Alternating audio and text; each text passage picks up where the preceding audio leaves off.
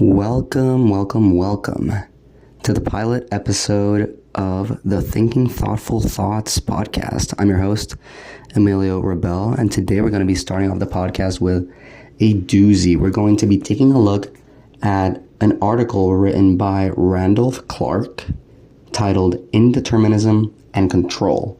So the article is in the context of the free will debate. And especially since the free will debate has many fronts on which people argue and battle, right? The specific article that we're looking at is going to tackle the front of compatibilism versus incompatibilism, and more specifically how that works out with indeterminism, right? But before we get into that, compatibilism, let's define that, right? Compatibilism believes, or compatibilists believe, that determinism is compatible with free will, meaning that those two things, determinism and free will, can coexist. Incompatibilists believe the opposite. Those two things, free will and determinism, cannot exist in the same universe. But within the realm of incompatibilists, there are those that simply affirm that free will and determinism are not compatible. Determinism seems to be true, and therefore there's no free will. But there are others that will attempt to ground free will on the assumption not of determinism, but indeterminism. But there are others who will say indeterminism doesn't help incompatibilists and people that want to believe in free will in the way that they might think. And in fact, indeterminism hurts the belief in free will, hurts the assumption of free will. And this is the kind of claim that Randolph Clarke is going to argue against, right? So he's going to argue against the claim that indeterminism does not help, but in fact is detrimental to the claim that we have free will, in the sense that it does not guarantee control over our actions. So the claim, the real gist of the claim against indeterminism and free will is that in an indeterminate world, we don't have the control that we want when we're talking about free will. And Clarke is going to be specifically looking at the criticisms and the claims made by R.E. Hubbard.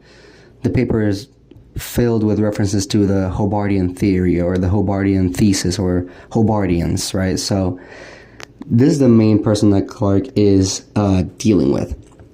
And the three main points that Clarke is going to challenge are, number one, indeterminism seems to imply that the causal connection we want between a cause and its effect does not exist.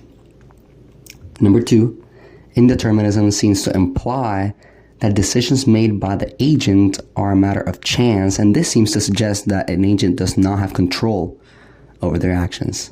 And third, having the sort of control in question may seem to consist in its being guaranteed that one will act on what one takes to be one's reasons, whether that be the best reason, the strongest reason, the most reasonable, whatever, right? Right? This reasons for actions. And indeterminism would seem to weaken that guarantee of us acting upon those reasons that we seem to be, or we deem to be strongest or most reasonable or whatever. Okay, so once again, we're going to go right into the first part. The first part of this article is titled Causes and Connections, dealing with that first claim.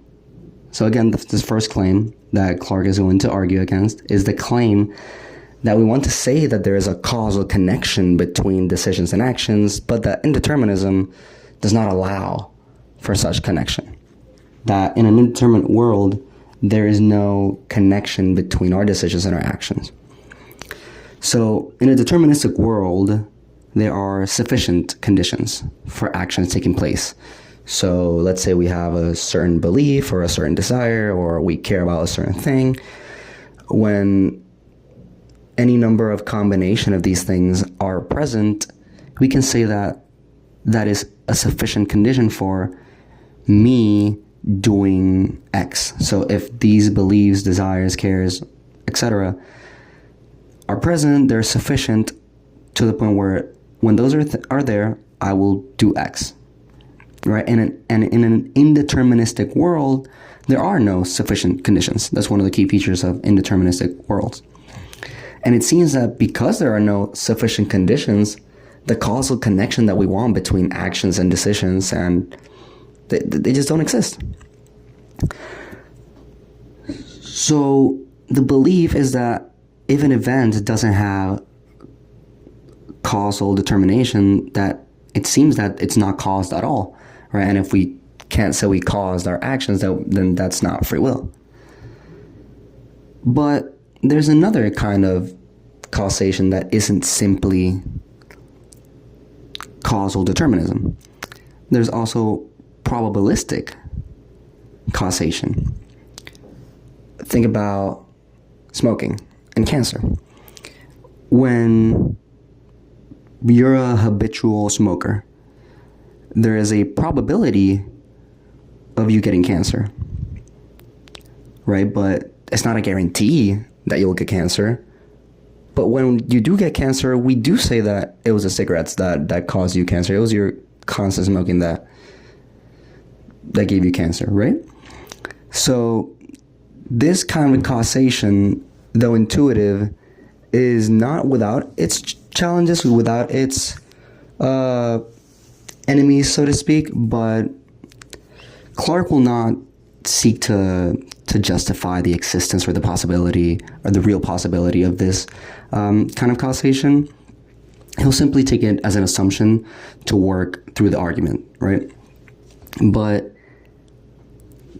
to give an understanding or to give an exposition as to why this probabilistic causation may seem like not a great answer, Clarke talks about how it seems intuitive that if, let's say, I do E because of cause C, it is weaker if that relation, that causal relation is weaker in that case of probabilistic causation than it would be in a deterministic, than it would be if it was deterministic, right? It seems that this causation, this causal relation is weaker if it's probabilistic rather than determined. But Clarke believes that this really isn't obvious at all, that this intuition that people might have that probabilistic causation is weaker in some way that deterministic causation, it really isn't real at all. That intuition doesn't seem to match up with reality. So to prove this, Clarke draws from the metaphysical understanding of causation that states, and I'm quoting here, causation is held to be an irreducible relation between states of affairs, particulars. Causal relations between state of affairs are governed by laws of nature, which consist in the obtaining of higher order relations between properties. And I think that last part is the key, right? The higher order relations between properties. So Clarke goes on to say that the only difference between deterministic causation and probabilistic causation is the laws of nature that govern causation. So the laws of nature that orders deterministic causation is one of causal necessitation, right? So in an event where something is causally determined, the overarching structure of that type of causation is the fact that the cause or the effect necessitates the cause, right? It's one after the other 100% of the time. But the law that is ordering probabilistic causation is one of causal probabilification. That's an awesome word. So instead of the cause of, let's say, or rather instead of the effect being caused by necessity of the cause, instead of E resulting from C by necessity, it is simply a probability that E will result from C, right? But this doesn't really change the fact if we live in a world with probabilistic causation, and if this example of probabilistic causation was occurring by chance, it doesn't really change the fact that when the effect did come, it did come from C, right? So causation, that relationship that we want between causation and effect, that causal relation does not change, as Clarke's opponents seem to think. All of this is to say that whether something being right, whether an effect happens because of a cause, because it was by necessity or it was by chance, whether you got lung cancer from smoking cigarettes because smoking cigarettes necessitates the effect of lung cancer, or whether it was a chance of it creating lung cancer, the reality is that in both examples of you getting lung cancer, it was the cigarettes that caused them. The fact that probability was involved doesn't change the causal nature of you getting lung cancer. So that was the first part, the first claim that Clarke is dealing with. Now we're moving on to part 2 of this paper, titled Chance and Control. So the second part, I'll remind you, deals with the claim that even though in an indeterministic world, a person might deliberate and act based on reasons that lead them to make a decision, and these same reasons and deliberations would result in the same action in a deterministic world, the probabilistic nature of this causation implies a lack of control on the part of the agent.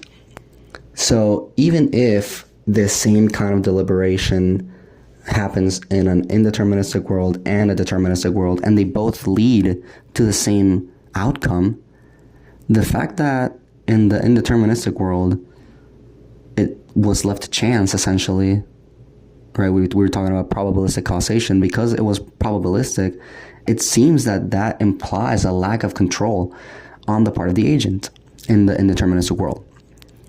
This is because even if everything went the same way, right, in both worlds, even if the way that was intended happened, there's a possibility that it could have gone another way. So it seems like this kind of indeterminism implies a lack of self-control, or a lack of control in general. So here, Clarke concedes that there are forms of indeterministic worlds that do indeed undermine control. It all depends on where the indeterminism exists in the decision-making process. If, for example, when a person decides to perform an action right away, it becomes highly improbable that that person would act as they intend, or that they do, or that they will do anything at all, then that seems to suggest a lack of control. However, libertarians envision a world in which indeterminism exists elsewhere. Clarke says, and I'm quoting again, some libertarians' accounts locate indeterminism within the process of deliberation. What is undetermined, they say, is which reasons will occur to the deliberator. And these reasons then are causally sufficient for the decisions and actions.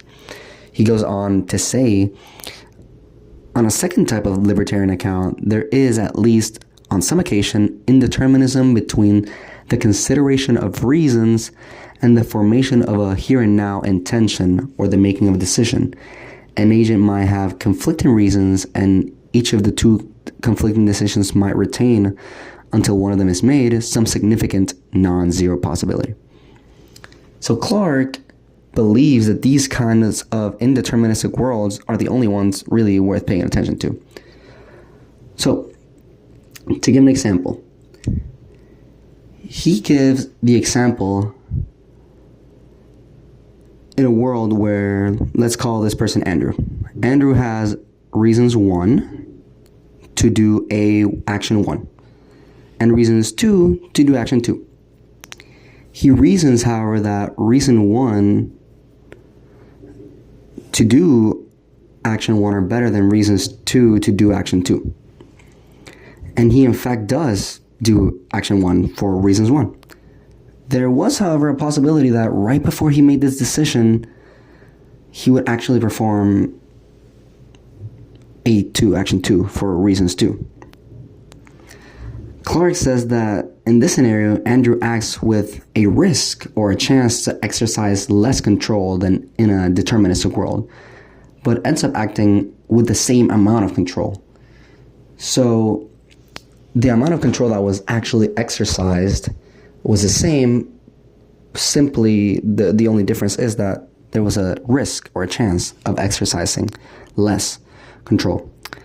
So Clarke gives an account or an example of 2 remote controllers that control temperature of rooms, of ACs.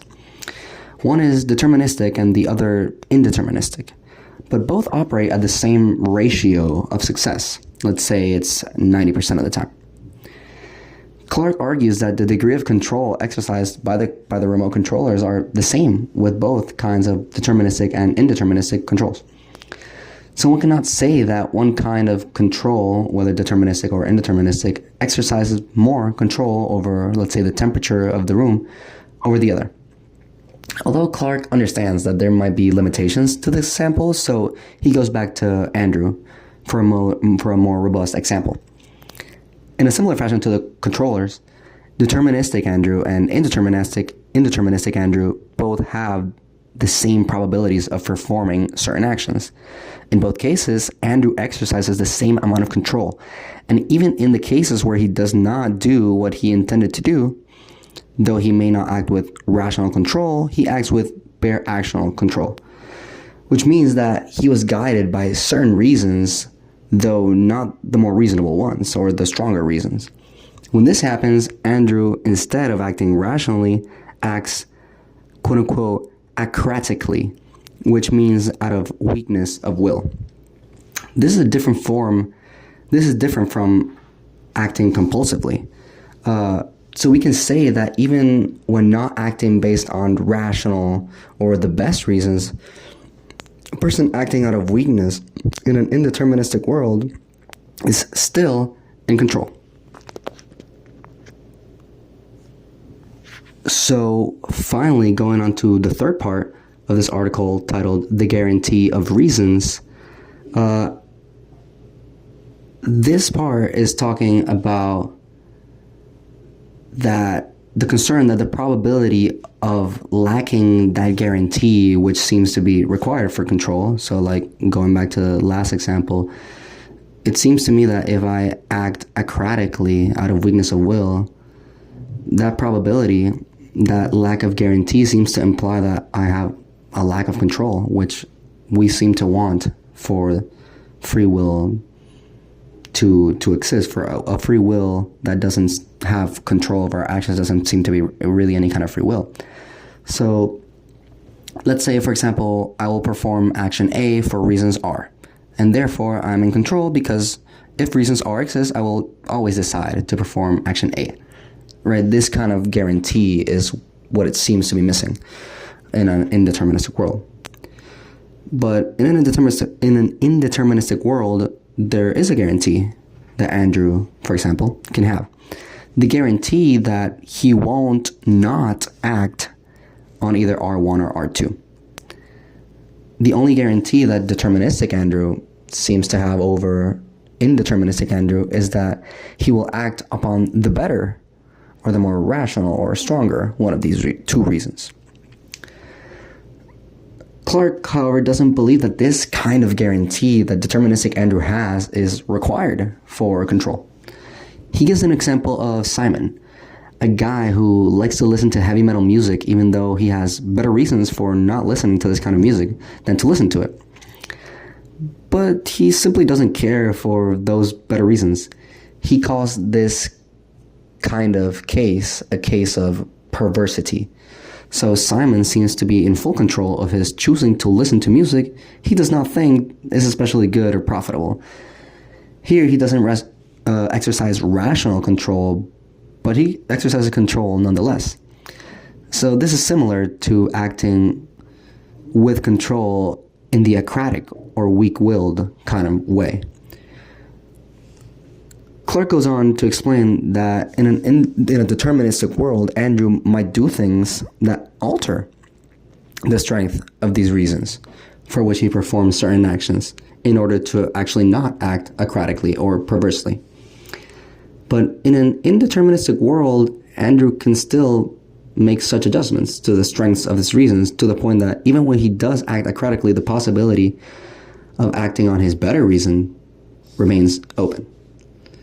So Clarke says that all of this understanding, right, that we could change the strength of our desires and beliefs in order to increase the probability of our desired belief or reason to be the stronger one.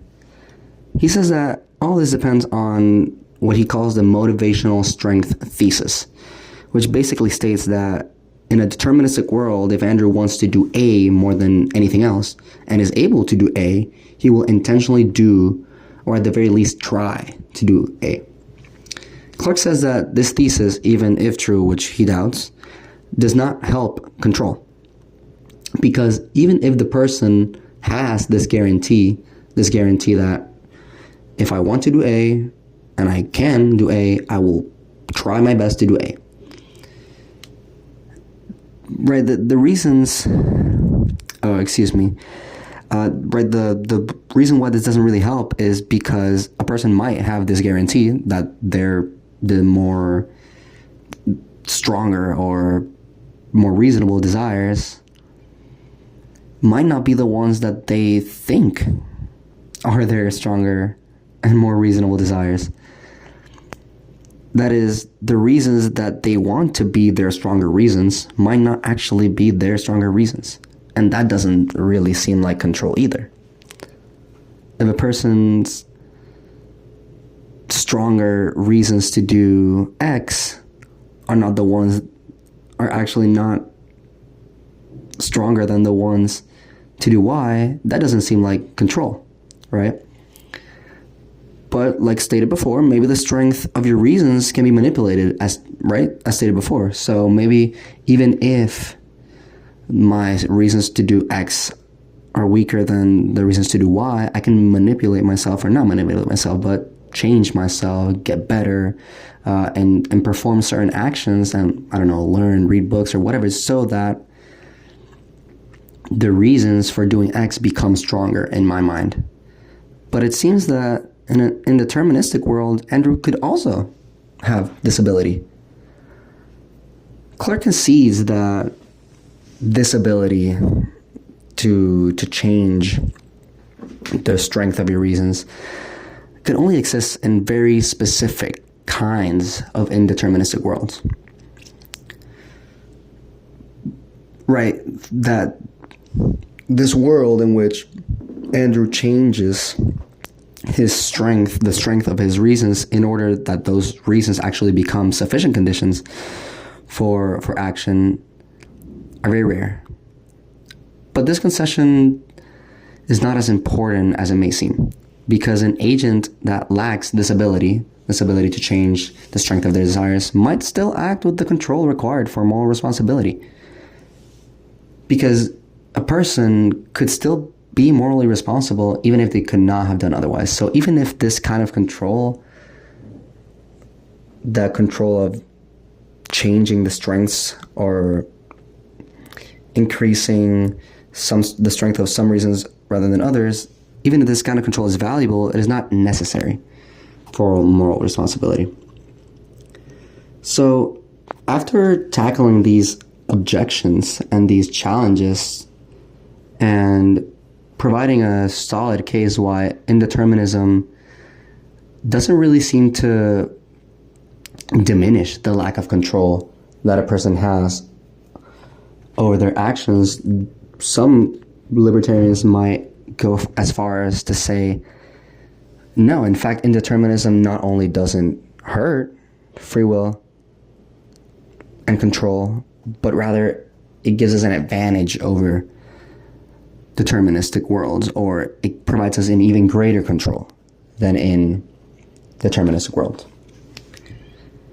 So in this last section, titled Dual Control, it's a very brief section. He deals with this idea.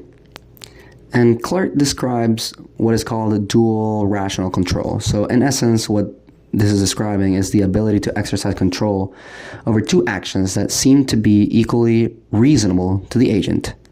However, Clarke simply responds to this by saying, just as the risk of failing to act on what one takes to be one's better reasons does not subtract from control, right, like we were talking about earlier before, the risk of acting acratically, for example, doesn't diminish our control. He continues to say, so the chance of acting differently for a different reason does not add to an agent's control.